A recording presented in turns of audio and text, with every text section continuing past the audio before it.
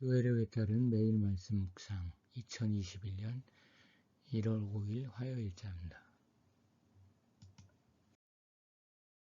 오늘의 말씀 시편 110편 잠언 22장 1절에서 9절 누가복음 6장 27절에서 31절 말씀입니다.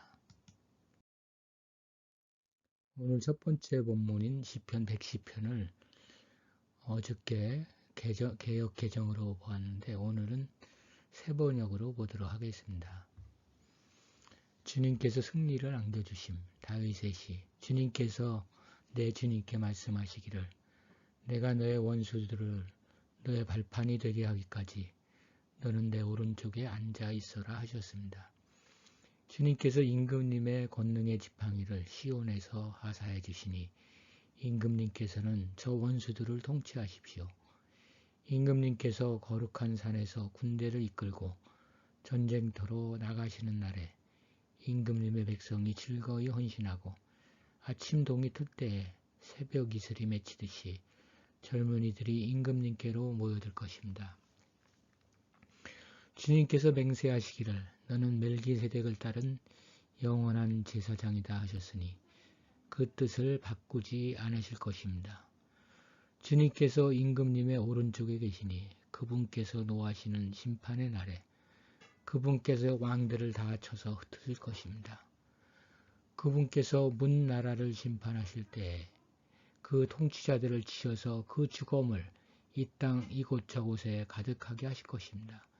임금님께서는 길가에 있는 시냇물을 마시고 머리를 높이 드실 것입니다.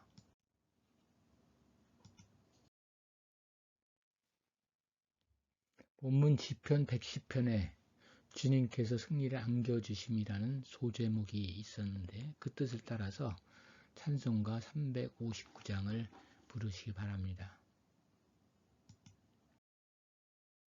기도하겠습니다. 마음을 담아 드립시다. 주님, 우리 대부분의 일상은 지루하게 되풀이됩니다. 우리의 감각은 무뎌져 가고 있습니다. 주님을 향한 한 줌 마음이 누추한 타성의 세계를 넘어가는 문과 입구, 창가의 문턱, 아니면 건널목이나 교차로가 되게 하여 주시옵소서. 앞에 펼쳐진 말씀 안에 넓고 깊게 자리한 하나님의 신비가 깨달음으로 다가오게 하소서. 아멘. 두 번째 본문 잠언 22장을 개역 개정으로 보겠습니다.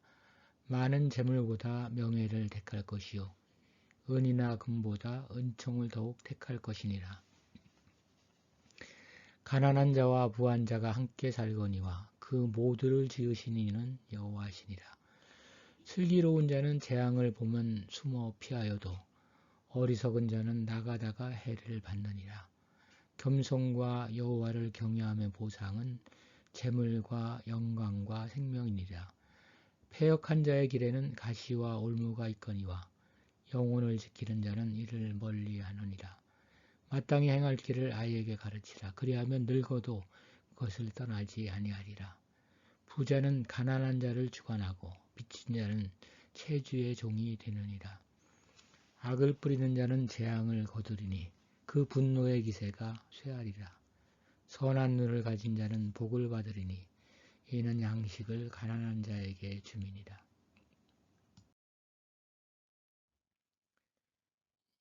이것을 갖고 묵상하겠습니다. 잠언의 관심은 훌륭한 인생입니다. 그런 인생은 재물이 아닌 명예에 의한 것입니다. 재물 때문에 명예를 잃은 사람이 인생을 잘 살았다는 말을 들을 수 없습니다. 그러므로 부자라 하여 자랑할 것이 없습니다. 교회도 중요하지만 가난한 사람이 우선이다. 그런 말이 있을 정도로 가난은 그리스도인이 진지하게 대면해야 하는 주제입니다. 부자나 가난한 자나 모두 함께 살아가라고 하신 하나님의 자녀들입니다. 부자들은 명예를 얻을 수 있도록 이웃한 가난한 사람들을 위해 재물을 지혜롭게 사용해야 할 책임이 있습니다. 성견지명이 없어서 경제적으로 파국을 맞는 고집스러운 무모한 어리석은 부자가 되어서는 안 됩니다. 어리석은 자와 달리 지혜로운 사람은 자족함을 버리고 하나님을 의지하며 경외하는 사람입니다. 그런 사람에게 주께서 재물, 명예, 생명을 주시겠다고 약속하셨습니다. 어리석은 자는 가시의 고통과 생명을 사로잡는 올무에 걸려 하나님을 지나친 대가를 치를 것입니다. 하나님 아버지께서 마땅히 걸어야 할 길을 가르치실 때 아이처럼 잘 듣고 따를 때 우리의 한평생은 늙기까지 주님의 길에서 벗어나지 않게 될 것입니다. 세상 현실은 소수에게 부가 집중되어서 많은 사람이 고통을 받고 있습니다. 사람들을 더 착취하려고 하는 부자들은 심판받을 것입니다. 여기서 가난한 자를 보살피는 일을 그런 부자들에게만 미룰 수 없습니다. 오히려 하나님의 기대는 그가 부자가 아니라도 자신이 가진 것으로 어려운 이들을 따뜻함과 연민의 선한 눈으로 바라보는 이들에게 있습니다. 그런 사람은 가진 것이 풍족해서나 남아서가 아니라 지금 자기가 먹을 것을 나누는 사람입니다.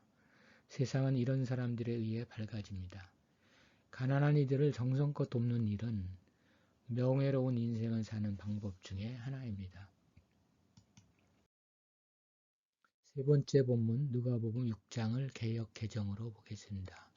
원수를 사랑하라. 그러나 너희 듣는 자에게 내가 이르노니 너희 원수를 사랑하며 너희를 미워하는 자를 선대하며 너희를 저주하는 자를 위하여 축복하며 너희를 모욕하는 자를 위하여 기도하라.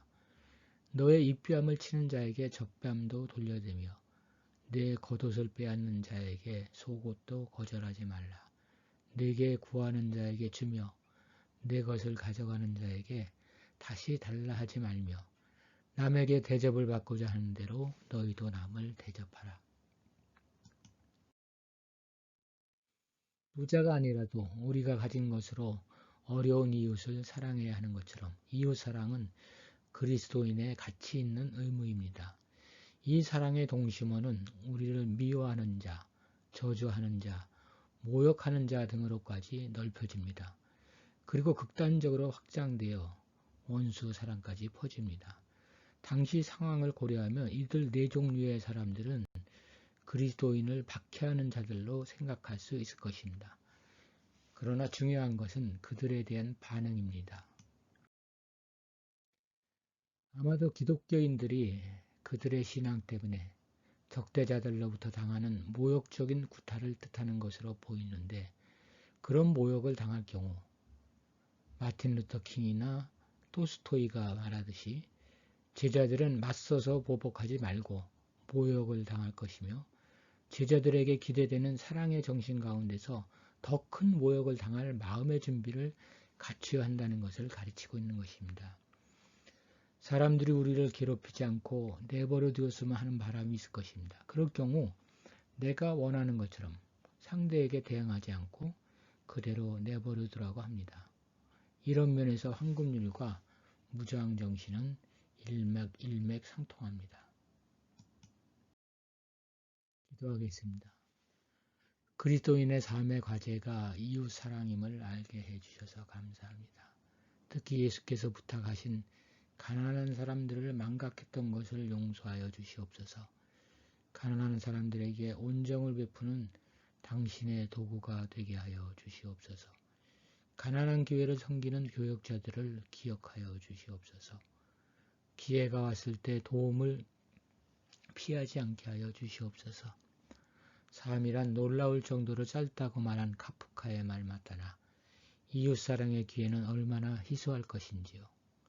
사람을 사랑하고 섬기는 일이야말로 우리가 당신의 제자임을 증명하는 것이라면 몸을 들여 하나님을 체험하는 비의의 시간이 되게 하여 주시옵소서. 아멘.